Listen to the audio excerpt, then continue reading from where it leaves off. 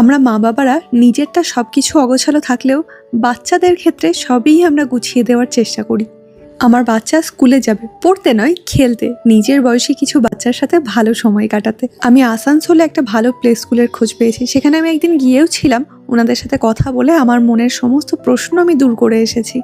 বাচ্চার প্রথম স্কুল বলে কথা, হোক না সেটা খেলার স্কুল, ওর নতুন ব্যাগ, টিফিন বক্স, জলের বোতল সব কিছুই তো নতুন হওয়া চাই, তাই না? এটা আসানসোলের গ্যালাক্সি মল, আমাদের বাড়ি থেকে বেশ কাছেই। কি সুন্দর করে সাজিয়েছে, তাই ভাবলাম একটু তুলে রাখা যাক। মা বাবার সাথে সাথে ছেলেও কিন্তু নিজের পছন্দ মতন জিনিসটা খুঁজে নিচ্ছে।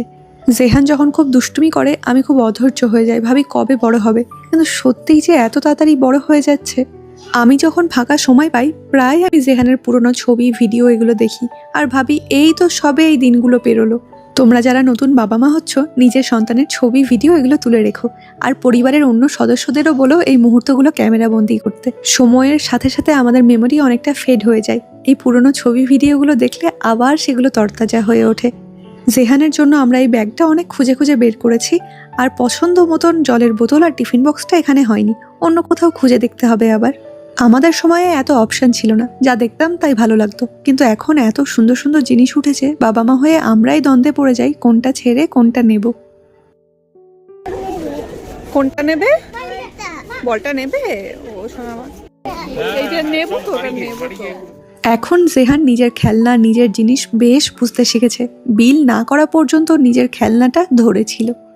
যাই হোক, এখান থেকে বেরিয়ে আমরা একটা ফাঁদে পড়ে গেছিলাম।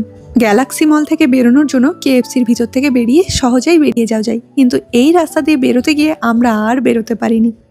নাকে মাংসের গন্ধ ঢুকতেই আমরা একে অপরের মুখ দেখে হাসতে শুরু করেছি, আর বুঝতে পেরে গেছি এখান থেকে না খেয়ে আর আমরা বেরোতে পারবো না। আমরা প্রায় 1.5 বছর পর কেএফসিতে খাচ্ছি। শেষ 2-3 বার যখন খেয়েছিলাম খুব বাজে টেস্ট ছিল, মাংসটা প্রচণ্ড শক্ত ছিল, যে কারণে এখানে খাওয়া আমরা ছেড়ে দিয়েছিলাম।